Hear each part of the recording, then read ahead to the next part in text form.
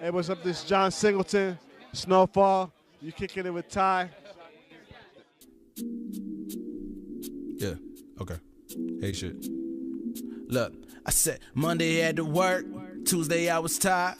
Wednesday, no, I'm off. Now I'm kicking it with Ty, getting lit and getting fried. Interviewing set the vibe. Every Wednesday on the 2, you can catch me at the 5. Here we go. Kicking it, I'm kicking it, I'm kicking it with Ty. Kicking it, I'm kicking it, I'm kicking it with Ty. Kicking it, I'm kicking it, I'm kicking it with Ty. Kicking it, I'm kicking it, I'm kicking it. Say put your feet up, put your feet up, feet up. Grab your celly and you switch it and put me up, me up. Put your feet up, put your feet up, feet up. Grab your laptop and you switch it and put me up, hey.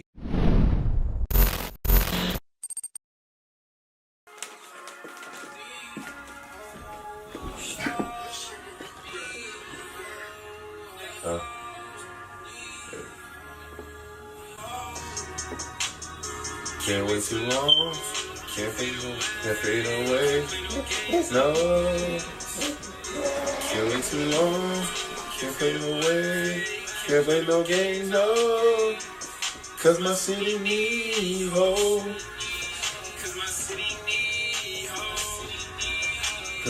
Can't wait too long. Can't fade away. Yo, you already know what it is. Mr. OD Boy himself, Tyrone Blasting Gang.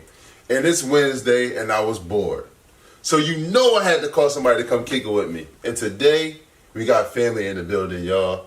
Like really, we got family in the building, man. It's an honor for me to call this guy my family member, man. So this guy does a lot of work in the community. And now we call him Mr. 30K. Mr. As I Plant This Seed. Mr. Neighborhood Rob, man. Why don't y'all help me give it up for my guy, Ryan Harris. What's up, bro? How you, man? What's going on? Hey. I just appreciate you for having me on, man. I've been trying to get on Kicking It with Ty for a minute now. Hey, man, you know, time is everything, bro. Time is everything. No, but if I had you last time, you wouldn't have been doing as much stuff that you've always been doing stuff, but I got you. You got some great accomplishments that you've done since then. Yeah, you that's know true. What I'm That's true. You know what I mean? So, listen, we want to just jump right into it, bro. You know, that's what I do. So, basically, tell everybody what you do. Yes, tell people, like, you know, in a nutshell, what do you do? Without telling them too much because we're going to get details. Yeah. So my name is Ryan Harris, like you said. Yeah. Started an organization called As I Plant This Seed about 7 years ago, going on 8. And basically, I just wanted to, you know, even a playing ground in the community and provide the youth and the people in the community with, you know, a real chance to be able to navigate through this world and become successful. Giving them some tools, some skills, exposing them to some new concepts and ideas to kind of like, you know, change their perception on life and make them want more out of life. So we just started giving back and, you know, in hopes of being able to, you know, build some influence to gain some trust in the community so we can, you know, provide them with the knowledge that they need. Okay. I mean, well, first of all, thank you for doing that because there ain't a lot of people out here that's trying to attend to the kids and, you know, these things and that. Facts. But you grew up in Huntington Park, right? Born and raised. Born and raised in Huntington Park, right? Which is technically an urban community. Absolutely. You know, so how much growing up in an urban community affect and influence what you do now? Everything. Just thinking about how we was raised and, like, not only just how we was raised, like, coming out of, you know, living on Delhi Street in Huntington Park and understanding, like, the struggles that we went through in our immediate home and then, like, worse struggles that was right next door. You know what I mean? And understanding, like, it's not supposed to be that way. Right. You know what I mean? You look in your community and you see it's quite disrespectful to me. You know what I mean? Like, you can see the education system, you can see the trash, you can see the filth, you can see the ignorance. You know what I mean? And it's designed that way. So that's kind of like, you know, my reason to kind of help even out the playing ground, so people could understand, like, you know, trauma is not supposed to be a normal. Right, okay. You know what I mean? Those traumatic experiences you being raised in the hood with a family member getting shot and killed for, really trying to feed their family. And I think that people don't understand that. Sure. So we gotta take that into account of, why I do what I do now, because the community is hurting and nobody want to talk about it. They just want to live like it don't exist. So now we're going to expose that lifestyle and try to, bring them up to who God has called them to be and change the community and change the world. And nobody want to talk about it. They just want to live like it don't exist. So now we're going to expose that lifestyle and try to, bring them up to who God has called them to be and change the community and change the world. All right. I mean, like I said, once again, thank you for that. Yeah. You're doing a lot of big things, man. And also, I know, because I went there, but you attended the HBCU. The first HBCU. Trip. Cheney University. 1837. 1837. We both went there. Yeah, I'm not going to speak on no other college. No, you're not going to speak on no other college. What I mean? I would say, don't leave me hanging now. 1837, just y'all, is you good at math? 1837 was before a lot of the other dates. Yeah, we ain't going to get into it. All right, we ain't going to get into all that, man. Shout out to all the other HBCUs, too, though. Facts. But, we just hit the first, that's all. First, second, no third, fourth, fifth. Yeah, we're not throwing no shade, but, we just the first, that's all we say. Pioneers. Pioneers. So, how much going to a HBCU, a historical black college, affected what you do now in the urban community? Like, do you think, honestly, if you went to a PWI? Yeah, would you do what you're doing today? Probably not. More than likely, I would have got my degree, and I probably would have moved out the hood, take care of my kids and my family, and it would just be us. And I would teach them everything I know without trying to share with the community. I know for a fact that, being exposed to culture, our culture at an HBCU, from different backgrounds, from different people, from different cities and different upbringings, being able to, connect and network with those people to understand, what is really going on in their life and what struggle they came from, and then we are on a campus of higher learning. So you add people's life experiences, and then you add education, and it's like, oh snaps, life's not supposed to be like this. Okay. You know what I mean? Yeah. So it was a lot of what gave me a new perspective on life when I went to college, and going to HBCU helped me to see that, that was a real struggle, and there's a systematic process to all of that, and it's intentional. Right. Okay. Yeah. And like I said, I went to Cheney University too. They definitely equipped you with some tools. Yeah. Because we went through a struggle up there, Joe, and we learned how to survive. So, absolutely. Absolutely. So it keep us in the survival too. Absolutely. For sure. So we talked about the As I Plant This Seed program, the mentoring program that you had. Yes. The mentor program. That's my pride and joy. All right, so let's talk a little bit about the mentor program, just a little bit. And when I first graduated from college in 2012, I was excited about getting back into the community and telling people and sharing the knowledge that I have to help people, come out of their current situations and, change their mindset about, their upbringing and things that they know. You know what I mean? And, I try to go straight to the parents and my peers, people my age, and life, got a way of taking a toll on you to the point where you don't have time for anything else. Right. So when I'm coming with the bells and whistles and the horns, letting people know about different things that's coming to the community that's going to affect them, they're not really interested because they're worrying about bills and keeping up. You know what I mean? They got rent, they got electric, they got gas, they got water, and a lot of people water is not on. Right. So I don't got time to talk to you about gentrification when I don't got hot water or I don't got electricity is cut off. So, I tried that way and it was kind of hard and I got frustrated. So then I was like, the future is in the kids. Right. And the Lymph Center was looking for after-school programming for teens. Okay. And so happened I was creating a program already. Right. So it was like a perfect match. And we started our mentorship program out of Lymph Center. And from there, it's just been an amazing ride. Like just being able to start with 8 kids in the program, and then getting up to 70 kids coming consistently without being mandated by a court. It was their choice. You know, they came because they wanted to come. So being able to pour into them, plant seeds in them, and water those seeds until they became who they are now. You know what I mean? It's a pride. It was a pride that I could take and be happy about. You know what I mean? That they are who they are now. I mean, yeah. Question real quick. Talk about some of the stuff that you teach the kids in the program. So, from the moment that the kids come into the program, we start teaching them about self-awareness, self-worth, self-efficacy. Okay.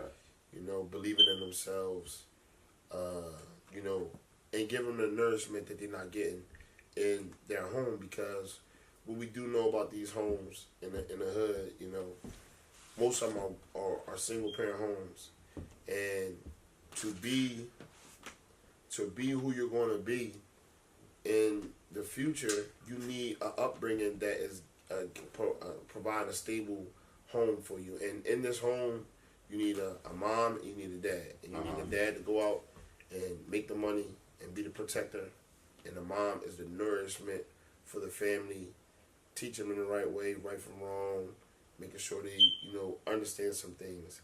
And when the mom is the provider and the protector, and the dad is not there, then they're lacking nourishment.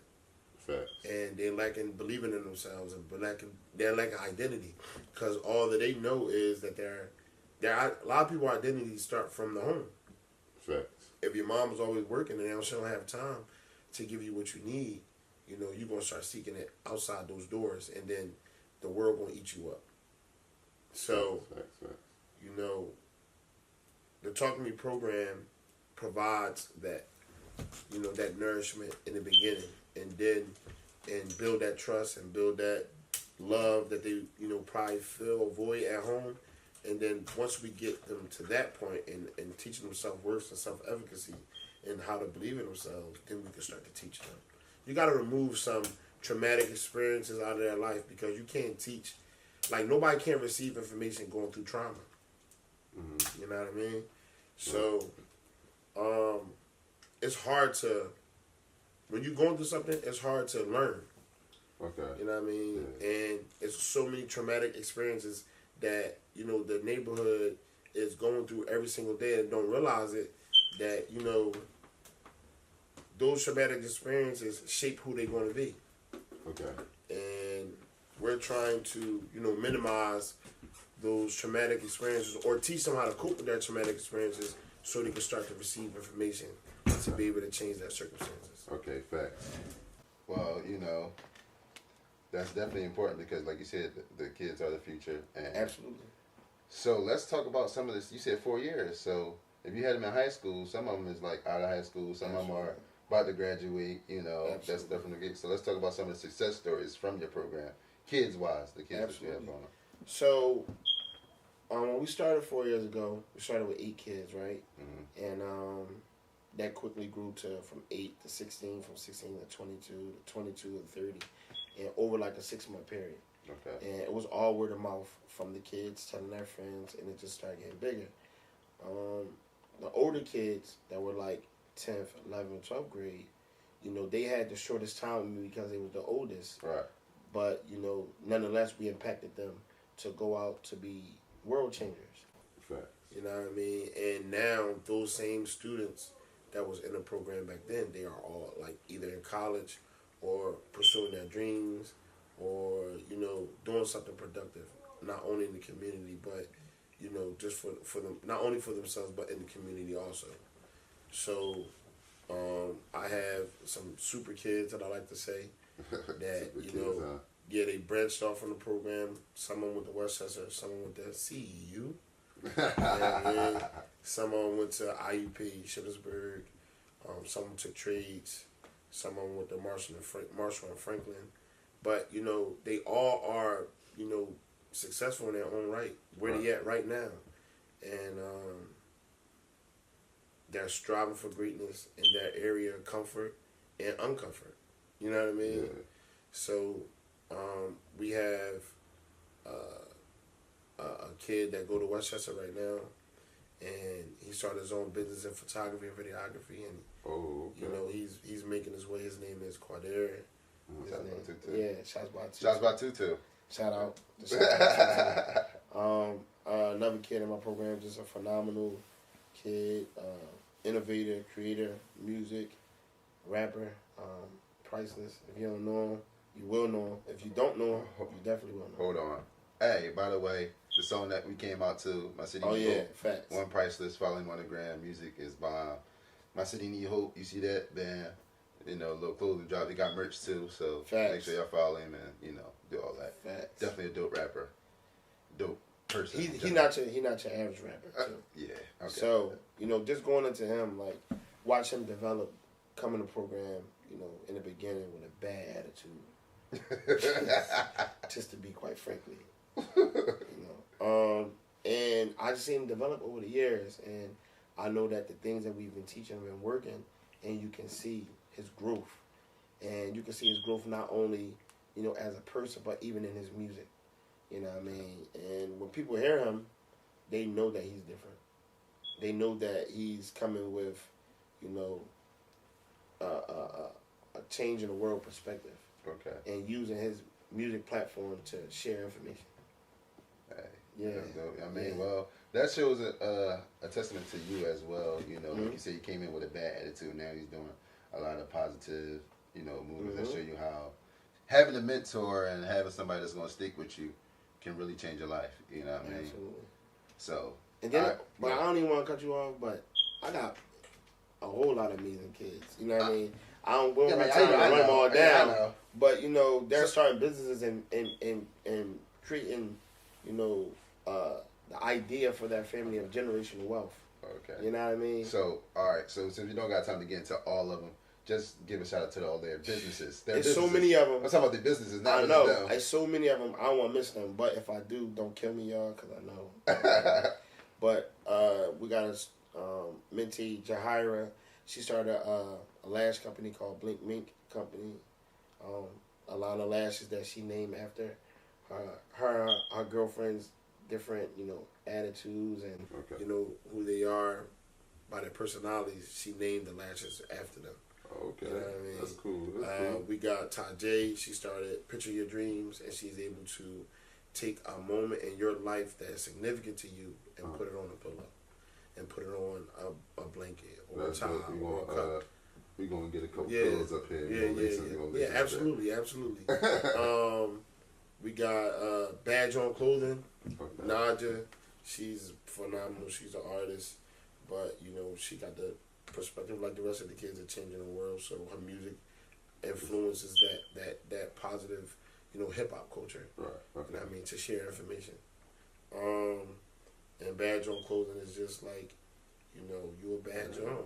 You're a badge on. She, you know, I guess like embracing, you know, Philly slang, but you know, turn it into a positive thing. Yeah. Okay. So that we got Fearless Pops. You know what I mean? Nashira, she is one of our kids that, you know, we really literally had to do the most work with because a lot of people wasn't accepting her in their programs because she got autism. Okay. But, you know, that doesn't scare me. Right. You know what I mean? Or us.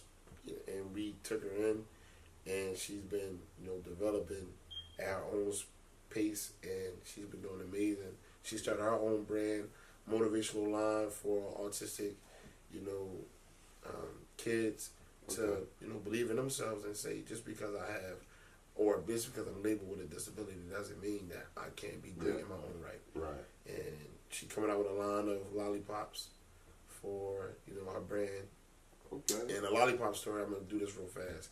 She was sucking a pacifier for all her life. And a couple months ago, we convinced her, like, you know, she getting older now, and she is actually operating on a high level. Okay. You know what I mean? And we was able to convince her to, you know, try to put the pacifier down. and she had to replace it with something. She said, eat lollipop, be lollipop girl, or whatever. It was a joke at first, Right. and then when everybody started a business, she was like, I want to start a business too. Okay. And she developed those ideas, and we just kind of like matured them and made sure that everything made sense. But it was her that wanted that, you know what I mean? And that's basically like what we do. You know what I mean? Hey man, so what you do, that's what you've been doing for what, the past 4 years for the mentoring program? Five years for the last mentoring program. Yeah. So you was holding your mentor program out of the Lympha Center, right? Absolutely. But as of recent, late last year, right? Talk about it. You stood out on Board Street for a little bit, right? Going on the park. So my question to you is, first of all, what made you even think about doing something like that? And what was like your mindset at the time? Because you raised $30,000, which is kind of unheard of in like 2.5 days. Yeah. To just stand on Board Street all night without food or water. No, right? I had water. Yeah, water. Definitely no food. had water. No food. No food. And you stood out there in the rain and all these other things that raised $30,000. So what made you even have the idea and think to do something like that and execute it? So one thing about, my growth, when you start to want to mentor the youth, it's a saying that say you gotta practice what you preach. Right. And not only I was raised off of that, ideology, but also when you want to invest into the youth, you gotta be who you say you are. Mm-hmm. And if I'm teaching them about, gentrification, I'm teaching them about the power of ownership. I'm teaching them about sustainability. I'm teaching them about community, economic growth, collective economics, all these things, and then I'm running my program out of someone else's building. And, I know that at some point it was going to have to happen because the growth of As I Plant the Seed was growing. And the space wasn't enough for two organizations to be under the same roof and be able to do everything that each other want to do without coming into time differences or whatever. Right. So, we was at the Lympha Center for 7 years running programs and events out of the facility. And, we appreciate the time there. It was definitely an amazing experience to be able to have someone believe in you and give you a chance to be able to inspire your own community. Okay. So, we appreciate that, but we grew out of that space and we needed our own to be able to do what we want, how we want, when we want, and without, any restrictions. Real quick, because I feel like when I just said that, I wasn't hype enough. So let me go back real quick. Mm-hmm. Yo, you raised $30,000 by standing outside on Board Street in your own neighborhood. Yes. On Board Street, in the middle on the little platform. If anybody from Philly, right there where that McDonald's at, and like the Popeyes and, all the other stores right there, the Walgreens over there. He stood in that little middle aisle for 2.5 days and raised $30,000. If you're from Philly, you know how big that is, especially in the community. And, you always have some naysayers, and I was there because I had to support my family, and I seen some of the text messages. I heard some of the calls. It's like, you can't do that. Once you go to the bank and get a loan and do all these things. Even my own daughter. Yeah, even your own daughter. I was there when she called you. She was scared for you. Scared for me. You know what I mean? Dad, you're not going to be able to do it. Why you doing that? I was like... I don't want you to stand outside. You know what I mean? So, what was your mindset at that moment, like, when it happened? You know what I'm saying? Right before it happened. Talking about right before... Right before you actually did it. Raising money? No, right before you actually went out there. Out there, and then while you was out there. So, speaking on that... Go ahead. Like I said, my daughter texted me the night before, and she was like, Dad, you not gonna, nobody's gonna give you that money. Like, you not gonna be able to do it. And I just had to remind her, like, where she come from and who she is, like, and the God that we serve and what we believe in. You know what I mean? It was like, do you believe in Jesus? Do you believe that God can do all things? And she like, yes. She like, I'm like, yeah, well, then it's going to happen. It's not even a question. We just don't know when it's going to happen. Right. And, she was like, all right, Dad. And she went to sleep that night. That next morning, she let me know that she had prayed. You know what I mean? And she gave me encouragement like that. It's gonna happen. And that was all the confirmation I needed in the world. You know what I mean? To get me ready, because honestly, that Friday before when I put it out, we was going out there on Monday. So we put it out there Friday, and we went out there right on Monday. Immediately when I put it out there, Big Business, shout out to Big Business, Greg Parker, millionaire, black local developer that is, you know, combating gentrification and helping people out with buying homes and all of those things. So shout out to Big Business. He dedicated $5,000 from the rip. You know what I mean? And he's like a heavy hitter in the city. Yeah, he's a heavy hitter in the city. And he kind of like, you know, off-sparked everything. He posted a video like, yo, I'm donating $5,000 to my man Ryan Harris. Like, he been seeing the work. I actually, you know, chased him down to get him to come to the program just to speak to the kids because I know they need those vicarious experiences so they could, you know, believe in themselves and see somebody that look like them, come from the same background and struggles, and is able to, you know, have someone tangible to say that you can do it versus seeing Jay-Z on TV, or seeing, you know, anybody that for somebody that, like you said that's tangible, basically somebody that you can actually meet and talk so they can to. believe that they can do it. You know what I mean? Right. So, with that being said, you know, I'm like, we might not even have to go out there. Because I'm like, if he a heavy hitter, all the heavy hitters watching him, and if he vouched for me, then I'm thinking everybody like, oh, I'll match you 5,000 because he was asking people to match him. Right. I felt so confident that, you know, I'm like, yo, we might not even have to go out there. So I was feeling good. Right. And then, you know, Sunday night come, and it's like, we only raised another $1,000 after that. Right. So before we even got out there, we raised $6,000. Okay. Right. And so I mean, you got 24 left. Right. But so it was a good jump start. Right. But, you know, when you're thinking about not even having to go out there, you know, and then it's like, oh snap, you got to do it. And it was a good idea, you know, at first. I mean, it was a good idea overall, but I'm saying like, but when you change your mindset to feeling like, yo, what's about to happen before we even go out there, thank God, God was like, no. You got to do it. You're going to go through something to get this. And you're going to have to show your faith. And, you know, and put that on a display for, not for me, but for his glory. Right. You know what I mean? So I had to, it wasn't no question if I was going out there. Now that I look back, it was like that was just motivation for you. Right. You know what I mean? And it was a $6,000 jump start where, you know, you got 24 left. Let's get to it. Right. But, you know, God got a funny way of, you know, showing you his power and who he is.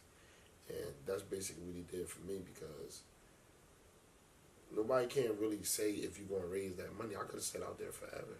I was about to say, that was my next thing. Like, how long was you intended on to stay out there? Was you going to? Honestly, I'm gonna say I thought I was gonna be out there for at least 5-6 days. Honestly, 5-6 days without no food. I was ready for that. You know what I mean? I had fast in the past for 6 days before, and I used to be trying to figure out, like, I knew that I needed to fast, but my fasting was like getting a deeper connection with God. Right. You know what I mean? But he had me prepared for this walk way before I even know that was what I was going to have to do. So, you know, one thing about self-efficacy is that when you accomplish something, is you feed off that accomplishment. Right. You know what I mean? To give you the energy and the belief that you could do it again or do something similar to that again. And once I'm like, I can fast for 6 days, and I'm sure I could get $30,000 in 6 days because, you know, I believe I got a nice following, influence, and people care about the community. And I'm just like, putting all these factors in, I'm like 5 or 6 days, I should be out of there. And I'm like, you know, that was good. But I mean, but you did it way before that. You did it in 2.5. Yes, did 2.5 days. So now, real quick. Shout out to Philadelphia, y'all. Shout out to Philly, Shout out to Philly, man, because Philly really put on. I said they held us down. And I'm gonna keep it. I'm gonna keep it just a beam. That was all community. when people say that the community can't come together and do something, the community is broke. No, we are the buyers. Right. We make people millionaires because we the consumers. Right. So we got the black dollar. That's a whole nother story. That's a whole nother story. Yeah, well, you know, I'm about to go in. But also, Yeah, you know, some people did come out to spread light on it. You know, like QDZ called.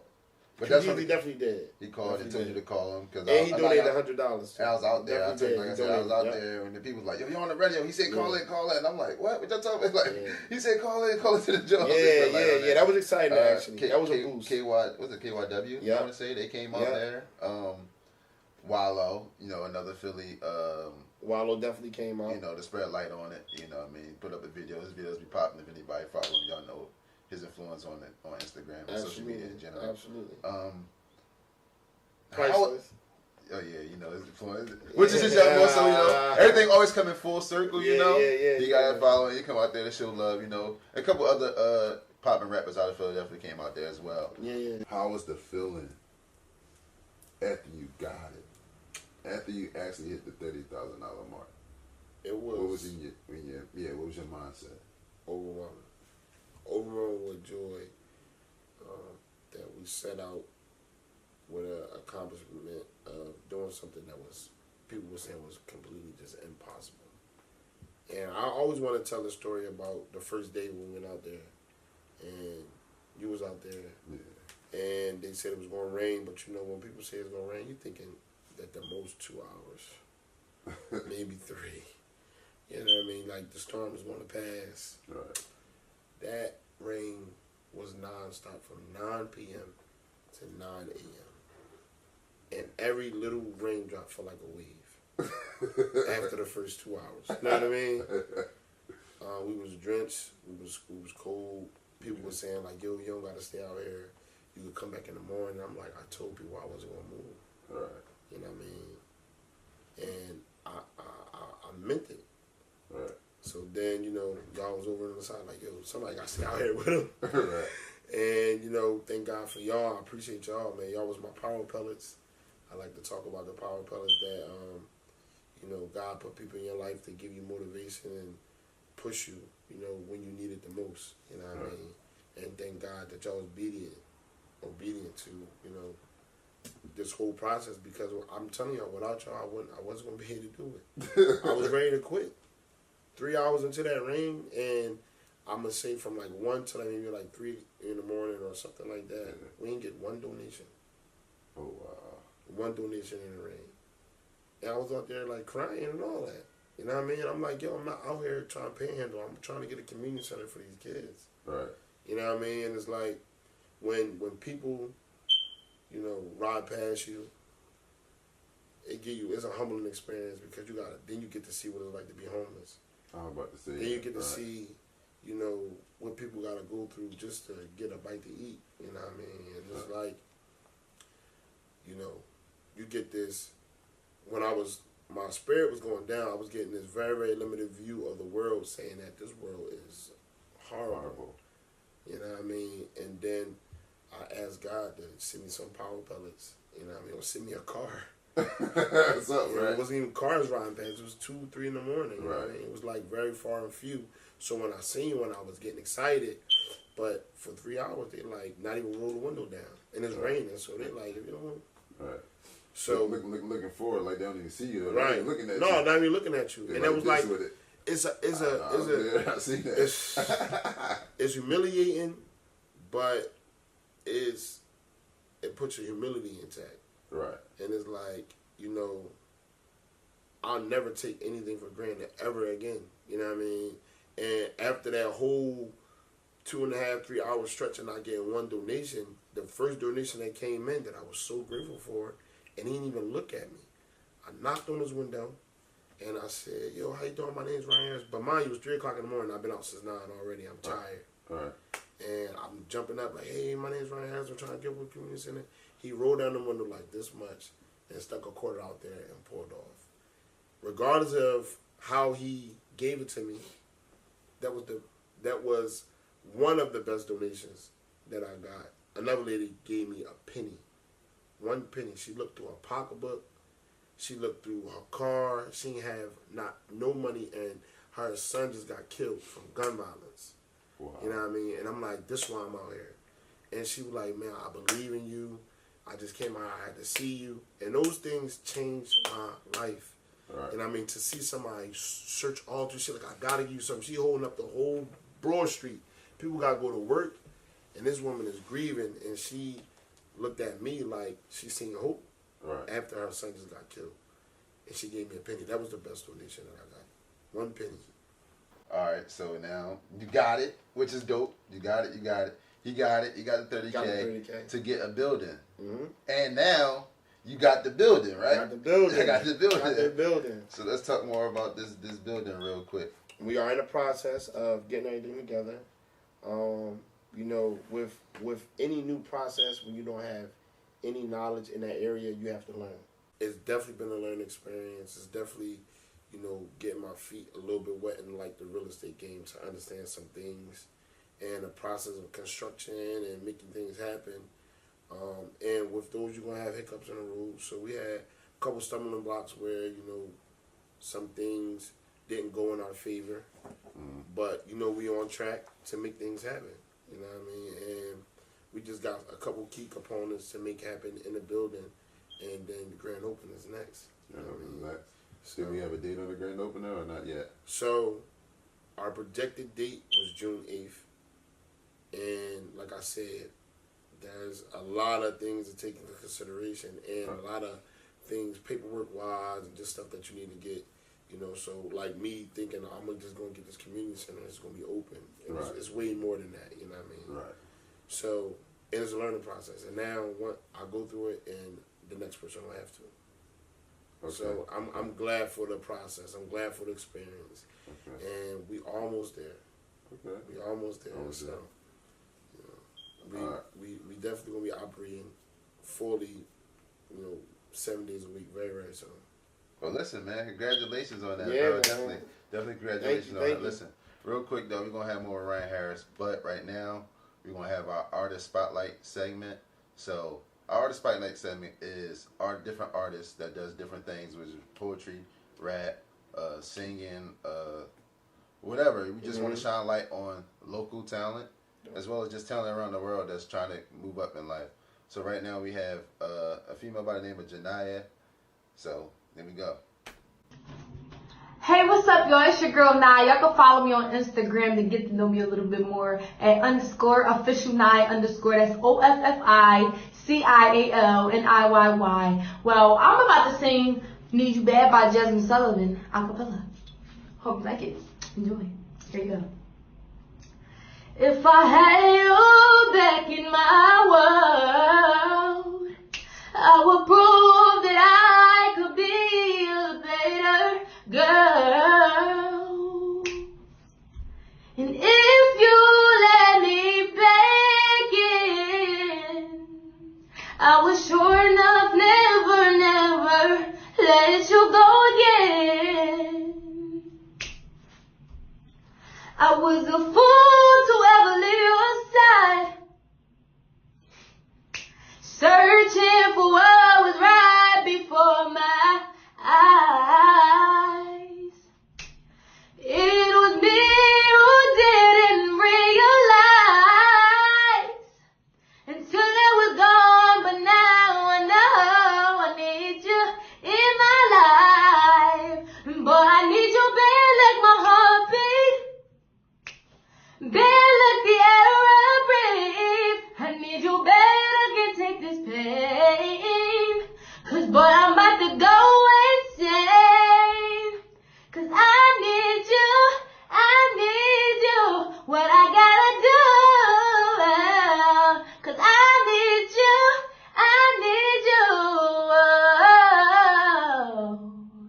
Thank you. All right, here we go, man. Shout out to Janiyah for that beautiful piece that she did. Oh, you know Janiyah, she's definitely in my program. Also, another person that's in this program, so you know I had to make sure everybody in this program got the light on this episode. You know what I'm saying? Absolutely. So, now, we are, what you want to call it? We want to call it regret to inform you guys that the recent passing of dope filmmaker, a legend, a pioneer, icon in the movie world. John Singleton has passed this past Monday.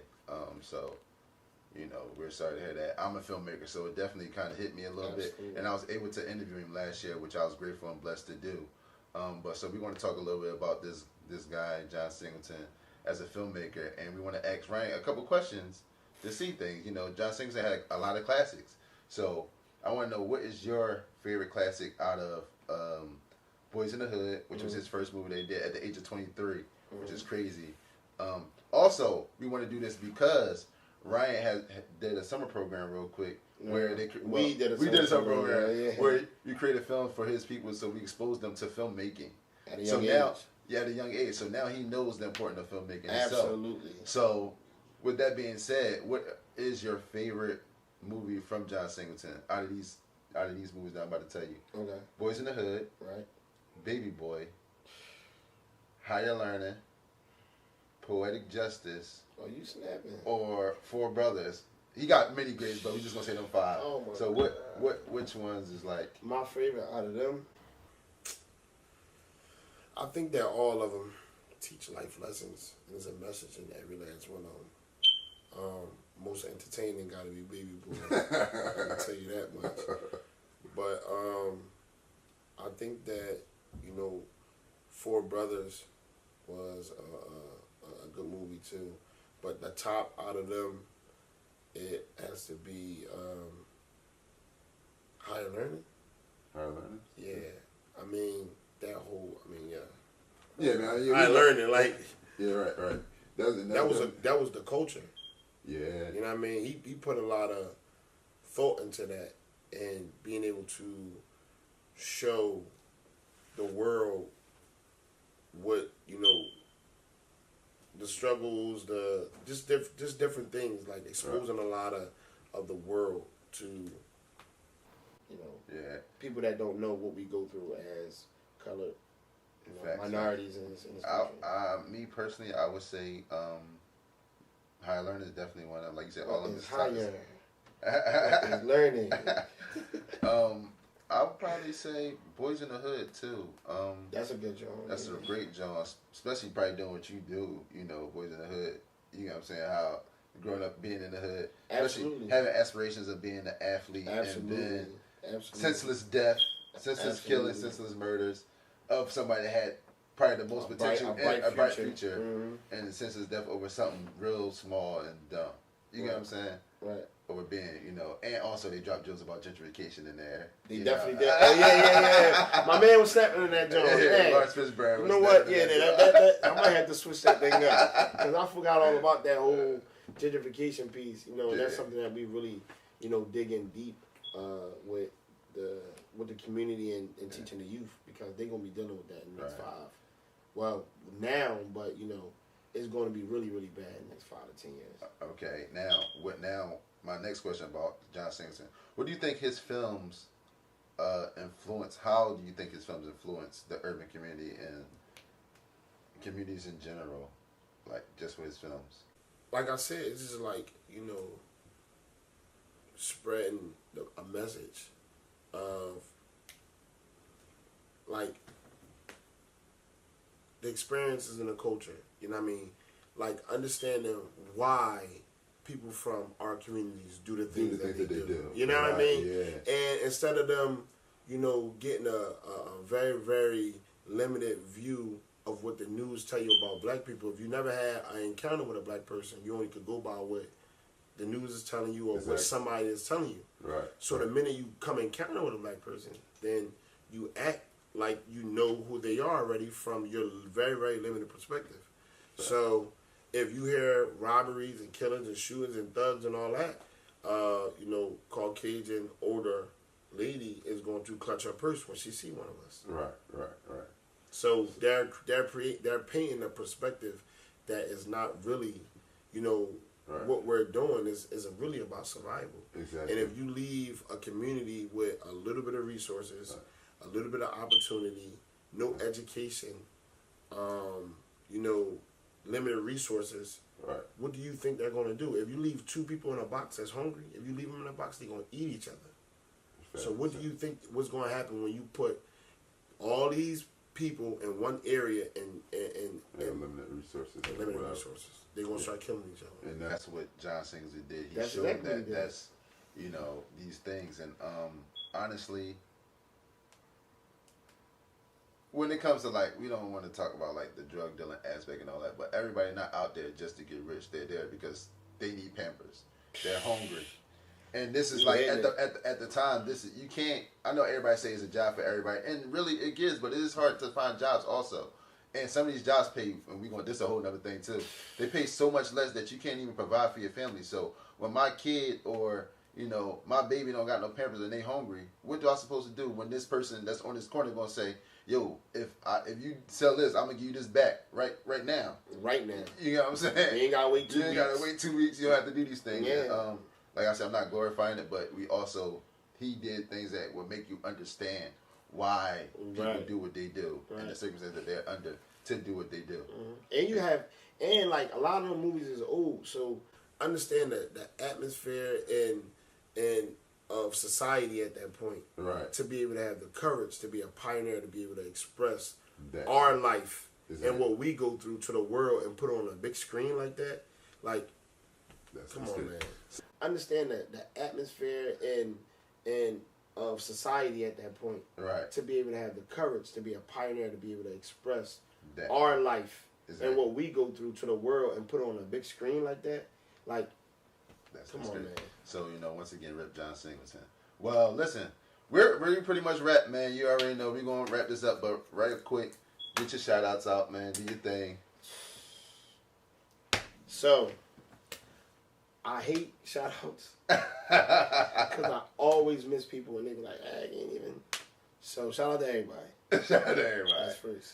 Okay. But really just shout out to my kids, my motivation.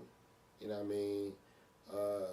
You know, they take a lot of sacrifices from their dad being community leader, basically. Yeah. So they take a lot of sacrifices, and you know we have very, very long talks about, you know, things that, you know, they feel like sometimes they shouldn't have to sacrifice, like my time and this and this and that. But you know, now that they're getting older, they're 11, they're accepting their role in this whole community and understanding what As I Paint the Z is to the community. They are, you know, falling right into the role. So that's pretty exciting. So shout out to them, my mom, backbone, you know, my brothers, my sisters, and I mean all of the family. Definitely y'all, you know what I mean? Thank you, brother. I appreciate Ty, it. Dell, the mastermind behind the puppet master Dell. You ain't gonna see him too much. Weez, everybody, man. They pie. So make sure everybody know where they can follow you at on your social medias and all that good stuff, brother. So they can follow you. On Instagram, we As I Plant This Seed, no underscores and none of that, straight up. I have a business page on Facebook that's called As I Plant This Seed also, and my Facebook, my regular Facebook page is where a lot of information goes. It's just Ryan Harris, and you'll see the logo in the background, so you'll be able to follow me on that. And the website asiplantttheseed.org. It's under construction right now, but we should be launching in the next week or so with all the new content from the 30K experience and all the things that is updated information on there now. So you can find us on there. All right. Well, like I said, thank you again for coming kicking with me, man. It's my I was pleasure, bored, bro. I was my bored, pleasure, man. So man. I appreciate that, man. You already know, man. So listen, everybody, man. Thank y'all. Tune in. Make sure y'all follow As I Plant This Seed. Make sure y'all follow Janiyah. Her @ name will be in the credits, as well as it will be next to her when she do it from the thing. Make sure y'all follow One Prices with the dope music. Cop the merch. Oh yeah, one more thing. 5K run coming up in August, man. Anybody that have the organization that has problem with funding, a lot of people reach out to me now for fundraising ideas, because I think we do a pretty good job at that. And instead of me giving everybody individual ideas, we came with the 5K run. It's an all-purpose run for people to run for that purpose. Okay. Whatever your individual purpose is, you get a chance to run. If that's your organization, you want to raise money for whatever, for sustainability for your organization, You come up under the umbrella of As I Put the Seed.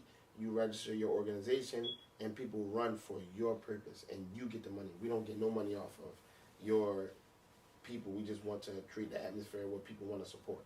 Okay. So as a fundraiser for everybody to do, and if you're an individual that want to raise for any particular reason, like autism, lupus, there's a lot of people that do the runs. You don't gotta wait for that awareness month to do it now. Yeah, you can know do what it. I mean? Right. Autism, you breast cancer, you register with us, and we send the money to the charity of your choice. Okay, so yeah, make sure y'all follow him because there's gonna be more information. Absolutely. He just wrapped it up real quick, but follow his page and you'll get more information on that. All right, man. Thank y'all. We appreciate y'all. Let me do my shout outs real quick. Shout out to Ryan. Shout out to everybody that's watched this, man. Shout out to Duff. OD Marketing LLC. Bear Mogi Clothing. Facts. What I mean? Oh my man. Sharp. My city need hope. All that, man. Until next time, man. We out. Kicking it with time. Yeah. Okay. Hey, shit. Look, I said Monday had to work, Tuesday I was tired, Wednesday no I'm off, now I'm kicking it with Ty, getting lit and getting fried, interviewing set the vibe, every Wednesday on the 2, you can catch me at the 5, here we go, kicking it, I'm kicking it, I'm kicking it with Ty, kicking it, I'm kicking it, I'm kicking it with Ty, kicking it, I'm kicking it, I'm kicking it with Ty, kicking it, I'm kicking it, I'm kicking it, and put your feet up, put your feet up, grab your celly and you swish it and put me up, put your feet up, put your feet up, grab your laptop and you swish it and put me up, hey.